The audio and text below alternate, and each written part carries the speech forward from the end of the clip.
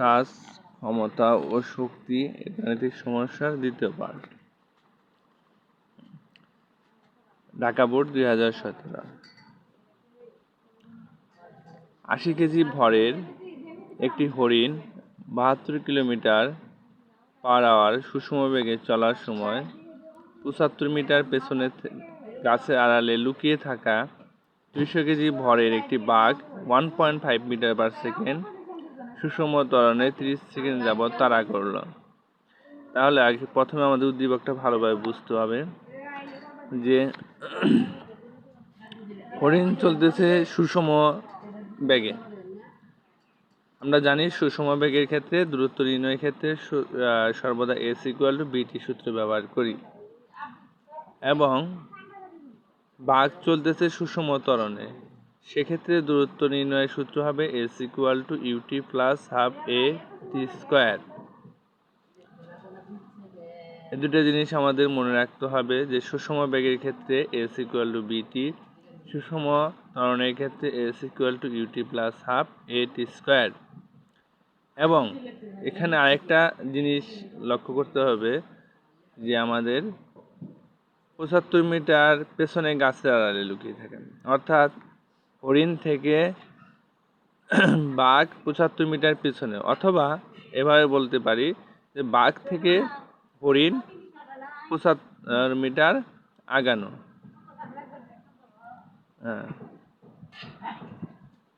এবার আমাদেরকে বলা হয়েছে যে ঘ নাম্বার, দৌড় শুরুর 10 সেকেন্ড পর বাঘটির গতিশক্তির হিসাব করো। তাহলে 10 সেকেন্ড পর বাঘ যেহেতু গতিশীল, অবশ্যই তার গতিশক্তি রয়েছে। আমরা জানি গতিশক্তির সূত্র হচ্ছে ½ mv²। তাহলে এখানে আমাদের বাঘের ভর দেওয়া আছে কিন্তু বেগ দেওয়া নাই, বাঘের ত্বরণ দেওয়া আছে কিন্তু বেগ দেওয়া নাই, কিন্তু আমরা এটা বের করতে পারবো। প্রথমে আমাদের বেগটাকে বের করে নিতে হবে গতিশক্তি হিসাবের জন্য। এবার বাঘটি যেহেতু গাছের পিছনে আড়ালে লুকিয়ে ছিল, তার মানে বাঘটি ছিল কি স্থির ছিল। তাহলে সেক্ষেত্রে বাঘের আদি বেগ হচ্ছে 0, u=0, ত্বরণ 1.5 মিটার পার সেকেন্ড স্কোয়ার, বাঘের ভর 200 কেজি, সময় 10 সেকেন্ড। কারণ আমাদের বাঘ যাত্রা করে কিন্তু এই যে হরিণকে যাত্রা করে 30 সেকেন্ড, কিন্তু আমরা বের করব 10 সেকেন্ডের, কারণ আমাদের এখানে 10 সেকেন্ড পরে গতিশক্তি চাওয়া হয়েছে, তাই এখানে সময় হবে 10 সেকেন্ড। সেক্ষেত্রে আমরা 10 সেকেন্ড পরে বাঘটির বেগ হচ্ছে v=u + at। তাহলে ইউ হচ্ছে 0, এ হচ্ছে 1.5, সময় হচ্ছে 10 মিটার পার সেকেন্ড। তাহলে আমরা পাচ্ছি v=15 মিটার পার সেকেন্ড। এক্ষেত্রে আমরা গতিশক্তি হিসাব করি, এখানে টি ব্যবহার করা হয়েছে, টি এর পরিবর্তে আমরা ইও ব্যবহার করতে পারবো, ইকেও ব্যবহার করতে পারবো। গতিশক্তি ½ mv²। তাহলে এখানে মান বসায় দেওয়ার পর শেষে 22,500 জুল, অর্থাৎ বাঘটির গতিশক্তি হচ্ছে 22,500 জুল। পরের প্রশ্নটা, বাঘটির পক্ষে হরিণটিকে ধরে সম্ভব হবে কি গাণিতিকভাবে বিশ্লেষণ করো। হ্যাঁ, সম্ভব হবে কি না সেটা আমরা গাণিতিকভাবে বিশ্লেষণ করে দেখব। এখানে আমাদের মনে রাখতে হবে যে তারা উভয়ে যাত্রা শুরু করে 30 সেকেন্ড। তাহলে আমরা দেখব যে 30 সেকেন্ডে তারা সমান দূরত্ব অতিক্রম করে কি না। যদি 30 সেকেন্ডে বাঘ এবং হরিণ সমান সময়ে সমান দূরত্ব অতিক্রম করে, তাহলে বাঘটির পক্ষে হরিণকে ধরা সম্ভব হবে। অর্থাৎ 30 সেকেন্ডে তাদের দূরত্ব যদি একই হয় তাহলে সম্ভব।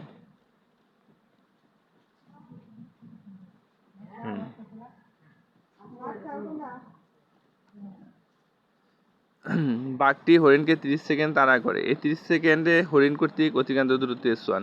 আমি আগেই বলেছি যে হরিণ যেহেতু সুষম ত্বরণে চলে, সেক্ষেত্রে দূরত্ব নির্ণয়ের সূত্র হবে সর্বদা s=vt। তাহলে এক্ষেত্রে আমরা দেখতে পাচ্ছি সুষম হরিণের বেগ v=72 কিলোমিটার পার আওয়ার। আমাদের এটাকে মিটার পার সেকেন্ডে নিতে হবে। আমরা এটাকে সরাসরি 72 কিলোমিটার পার আওয়ারকে 3.6 দ্বারা ভাগ করে দিলেই মিটার পার সেকেন্ডে চলে আসবে।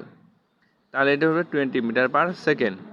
এত কিছু করতে হবে না, 72কে অর্থাৎ 72কে 3.6 দ্বারা সরাসরি ভাগ করে দিবে, তাহলে আমরা সরাসরি বেগটা পেয়ে যাব, অর্থাৎ 20 মিটার পার সেকেন্ড। সময় t = 30 সেকেন্ড। তাহলে এখানে আমরা S1 ভিটি, এস এর মান 20, টি এর মান 30, 600 মিটার। তাহলে S1 হচ্ছে 600 মিটার। যেহেতু বাঘ হরিণটি থেকে 75 মিটার পেছনে, অথবা আমরা এভাবে বলতে পারি হরিণটি 75 মিটার আগানো বাঘ থেকে, তাহলে সে 30 সেকেন্ডে টোটাল দূরত্ব হবে 675 মিটার অতিক্রম করবে। এবার বাঘ কর্তৃক অতিক্রান্ত দূরত্ব, আমরা এখানে বাঘের জন্য, বাঘ যেহেতু গাছের পিছনে লুকানো ছিল, তার মানে তার আদিবেগ 0, অর্থাৎ সে স্থির ছিল। ত্বরণ 1.5 মিটার পার সেকেন্ড, সময় একই টি। তাহলে বাঘ কর্তৃক অতিক্রান্ত দূরত্ব আমরা জানি S2 = UT + ½ AT স্কোয়ার। এখানে ইউ হচ্ছে 0, হাফ 1.5 ইন্টু 30 স্কোয়ার, তাহলে এখানে 675 মিটার। তাহলে দেখতে পাচ্ছি বাঘ সুষম ত্বরণে চলে, সে অতিক্রান্ত করে 30 সেকেন্ড সময়ে 675 মিটার। তাহলে বাঘটি হরিণকে ধরতে পারবে।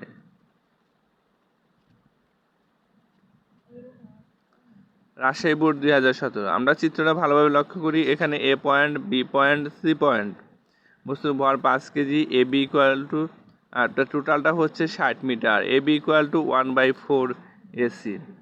তার মানে হচ্ছে এ বি এর দূরত্ব হচ্ছে এসির 4-এর 1 ভাগ। এসি যদি 60 হয়, তাহলে 60কে 4 দ্বারা ভাগ দিলে কত? 15 বা 15। এই এসি এর দূরত্ব, এ বি এর দূরত্ব হবে 15, আর বাকিটুকু বিসি হবে 45। টোটাল কত? 60।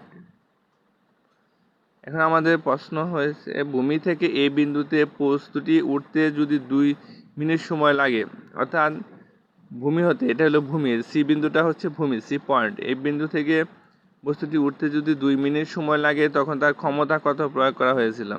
অর্থাৎ সি বিন্দু থেকে এতে উঠবে, সময় লাগবে 2 সেকেন্ড, তাহলে তার ক্ষমতা কত? তাহলে আমরা দেখি এখানে ক্ষমতা নির্ণয় সূত্র জানি, P = mgh/t। সরাসরি mgh/t বসিয়ে দিবা, ক্ষমতা সমান, এই কাজ সময় এগুলো লেখার দরকার নেই। P = mgh/t। এখানে ভর হচ্ছে m, 5 কেজি, উচ্চতা h কত? 60 মিটার, অভিকর্ষ ত্বরণ 9.8, সময় 2 মিনিট। 2 মিনিট মানে এটাকে আমাদের সেকেন্ডে রূপান্তর করতে হবে, 120 সেকেন্ড। ক্ষমতা P = ওয়াট। তাহলে আমরা মানগুলো বসাই দিয়ে 5 × 9.8 × 60 ভাগ 120, তাহলে কত আসলো? 24.5 ওয়াট। অর্থাৎ ভূমি থেকে এ বিন্দুতে বস্তুটি উঠতে 24.5 ওয়াট ক্ষমতা প্রয়োগ করা হয়েছিল।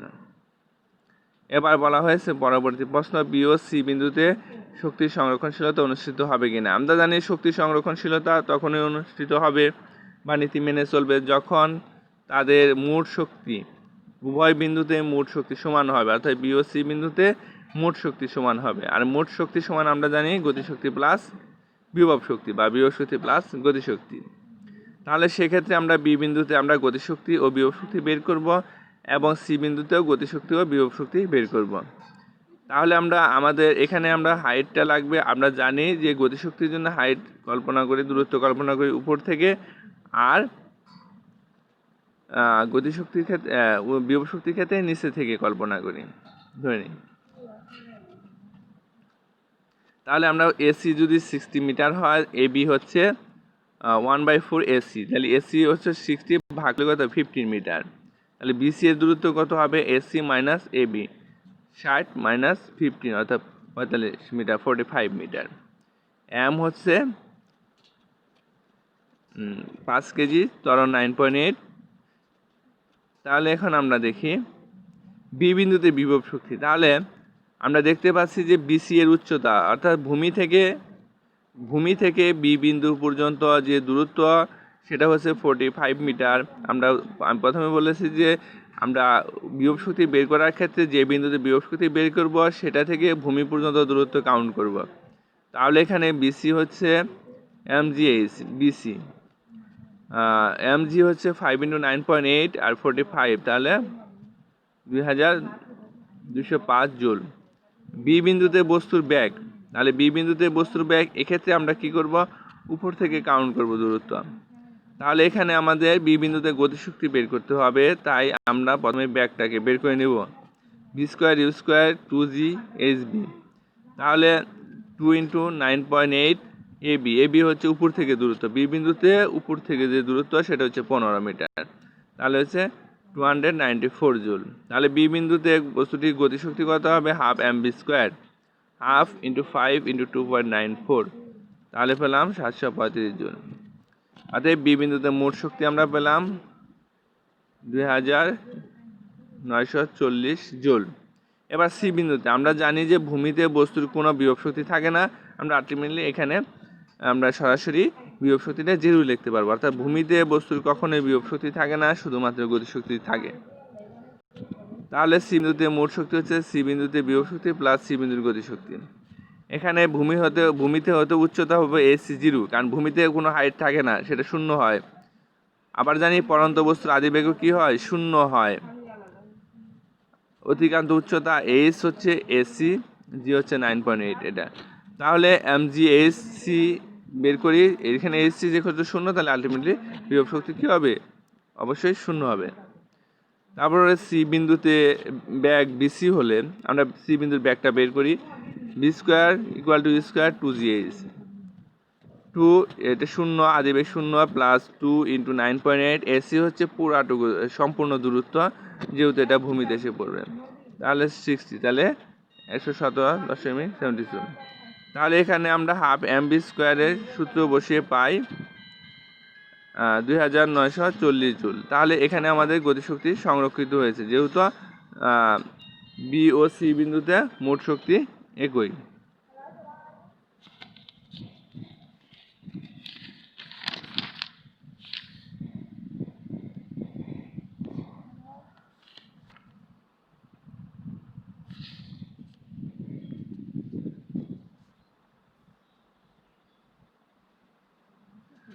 আমরা দেখতে পাচ্ছি বি বিন্দুতে মোট শক্তি ও সি বিন্দুতে মোট শক্তি একই, অতএব এটা শক্তির সংরক্ষণশীলতা নীতি মেনে চলে।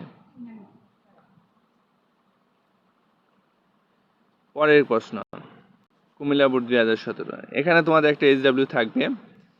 আমরা দেখতে পাচ্ছি যে এই চিত্রতে এগুলাকার একটা বস্তু আছে, টোটাল হাইট হচ্ছে, উচ্চতা হচ্ছে এসি, এটা বি, বি হচ্ছে 29.4 মিটার, আর এটা হলো 9 মিটার, 49 মিটার টোটাল দূরত্ব। তাহলে বিসি কত হবে? 49 থেকে 9.4 মিটার বিয়োগ দিলে যা আসবে তাই। তাহলে এখানে আমাদের বলা হয়েছে বস্তুটির সর্বোচ্চ গতিশক্তি নির্ণয় করো। বস্তুটির সর্বোচ্চ গতিশক্তি, আমরা জানি বস্তুর সর্বোচ্চ গতিশক্তি হবে ভূমিতে। অর্থাৎ ঠিক সি বিন্দুতে যখন একটা বস্তু, এটি উপর থেকে যখন একটা বস্তু ঠিক ভূমির এসে পৌঁছবে, তখন সেই বস্তুর গতিশক্তি সর্বোচ্চ হয়। তাহলে এ থেকে যখন সিতে এসে বসবে, তখন সেই বস্তুর গতিশক্তিটা কী হবে? সর্বোচ্চ। তাহলে আমাদের এক্ষেত্রে সি বিন্দুতে শক্তিটা বের করতে হবে, সি বিন্দুতে ব্যাগটা বের করতে হবে।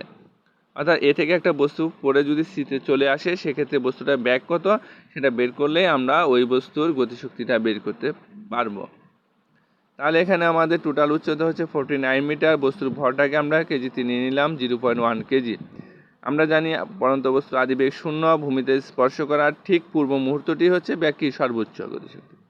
তাহলে সেক্ষেত্রে আমরা T equal to half M V square সূত্র বসাবো। এখানে আমাদের ভিটা দেওয়া নাই, তাই ভিটা আমাদেরকে বের করে নিতে হবে। সেক্ষেত্রে আমরা V square equal to U square plus 2জি এর সূত্র ব্যবহার করতে পারি।